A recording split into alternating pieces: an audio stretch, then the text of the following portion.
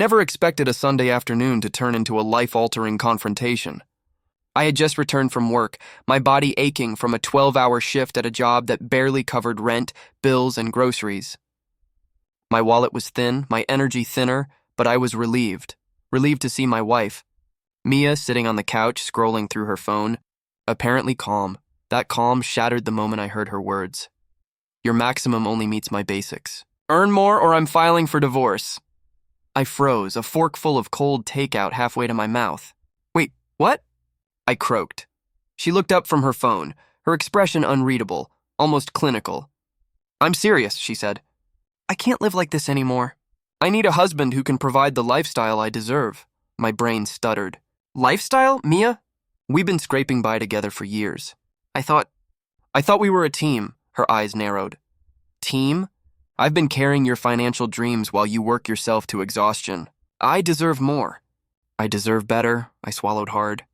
Exhaustion mixed with anger and disbelief twisting in my chest. You're telling me I'm not enough? Yes, she said simply. And if you don't earn more, this marriage is over. I stared at her, numb. The woman I had married, the woman I had loved through years of struggle, late-night bills, broken appliances, and sleepless nights, had suddenly become a stranger. A cold, calculating stranger who measured love in numbers on a paycheck rather than in the years we had shared. I didn't respond immediately. I needed air. I walked to the kitchen, pouring myself a glass of water, letting the tension build, letting the words sink in. Mia followed, hovering near the counter. Don't you dare try to spin this, she said. I've made my decision. You either step up or we're done. I've been patient, but I can't wait forever. I leaned against the counter, my heart pounding, trying to process the surreal demand. I had spent the last decade working, saving, supporting both of us. I had endured layoffs, health scares, and backbreaking hours, all for our shared future. And now, it wasn't enough. You want me to, what? Earn more than I possibly can instantly? I asked, incredulous. Yes, that's what I'm saying, she replied, voice unwavering. I'm not going to settle for mediocrity. I felt something snap inside me, not anger, not despair, but clarity. The truth was stark. This wasn't about money. This was about control, manipulation, and entitlement. Mia had been unemployed for over a year, doing nothing to improve her situation. And now she had the audacity to demand that I carry her ambitions while she contributed nothing. I swallowed the rising fury, forcing my voice to remain calm. Mia, you've been unemployed for a year. No job, no effort, just waiting. And now you're threatening divorce because I'm not making enough to meet some arbitrary standard you've set? Her face hardened. Exactly. I want what I deserve. If you can't give it, then we're finished. I realized in that moment that the marriage I thought we had shared, built on love, trust, and mutual support, was gone. It had never been about partnership. It had been about me meeting her demands, bending to her whims, sacrificing my health and sanity while she did nothing. I took a deep breath and met her gaze. Fine, you want to make this about money? About power? Then maybe it's time we end this. Not because I failed you, but because I see who you really are now. Her eyes widened. Wait, what? I'm filing for divorce, I said, calm now, steady. I don't need a partner who values my worth by the size of my paycheck. I need someone who respects me as a human being. Mia's face twisted in shock, then disbelief. You can't be serious. I am, I said, finally feeling free. You've made your choice. I've made mine. I won't stay in a marriage where my love and effort are worth nothing compared to a number on a spreadsheet. The days that followed were tense. Mia tried to argue, to cry, to beg, but I remained firm.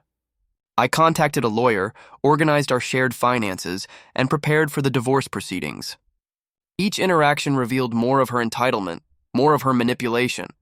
She had been pretending to be patient, to be understanding, but all along, she had been calculating her demands, waiting for the moment to leverage me into submission. In court, she tried the same tactics, pleas, accusations, claims of emotional distress, but I was ready. I presented documentation of her unemployment, her lack of effort in finding work, and her repeated demands. The judge looked at the records, listened to her arguments, and then looked at me. I saw acknowledgement in their eyes, not just of fairness, but of the absurdity of her demands. Weeks later, the divorce was finalized. Mia left with little, only what she was legally entitled to. I kept the home, the accounts I had worked so hard for, and most importantly, my dignity. The real revenge, though, wasn't legal. It was the knowledge that I had walked away on my terms, that I had refused to be bullied, threatened, and manipulated. I had shown that no threat, no demand, no ultimatum could make me compromise my self-respect. Months later, I met someone new. She was hardworking, kind, and ambitious, not entitled, not selfish, not cruel. With her, I felt partnership, not pressure. I could laugh again, dream again, and live without the constant shadow of unreasonable demands. Mia occasionally contacted me, trying to reconcile, trying to negotiate, but I no longer responded. I had learned that some people never change, and trying to force them to respect you only drains your soul. The freedom I had earned, the life I rebuilt, was more satisfying than any revenge I could have imagined. Looking back, I realize now that the threat of divorce from an unemployed, entitled spouse was actually a gift. It forced me to see the truth, to act decisively, and to reclaim my life. I didn't need to earn more for her. I needed to earn respect for myself, and that in the end was worth more than all the money in the world.